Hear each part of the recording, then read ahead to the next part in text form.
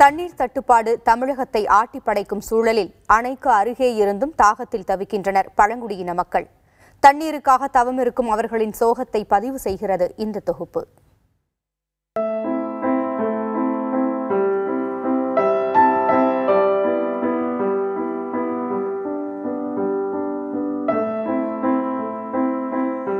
சேர்வலாறு அணையிலிருந்து சலசலத்து தண்ணீர் ஓடினாலும் குடிக்கும் தண்ணீருக்காக கையேந்தி நிற்கின்றனர் இந்த பழங்குடியின மக்கள்.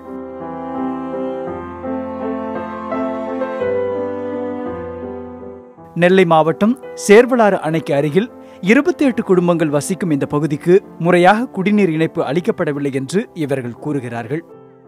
பிள்ளைகளுக்கும் கொஞ்சம் தண்ணி குடிக்கிறதுக்கு எல்லாத்துக்கும் கொஞ்சம் கஷ்டமாக தான் இருக்குது. அவங்களுக்கும் சளி அது இது வருது,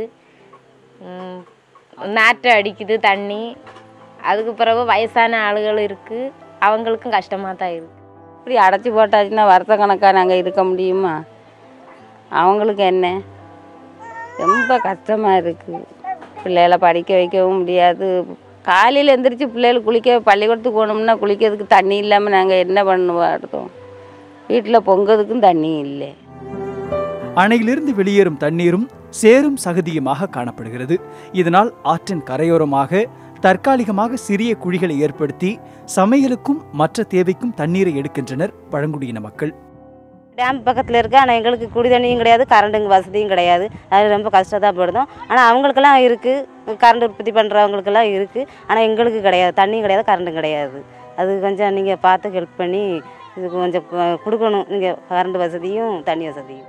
நாங்கள் இந்த குளிக்கிறதுக்கெல்லாம் அங்கே ஆற்றுல குழி தோண்டி வச்சுருக்கோம், அதில் தான் நாங்கள் குளிச்சிட்ருக்கோம்.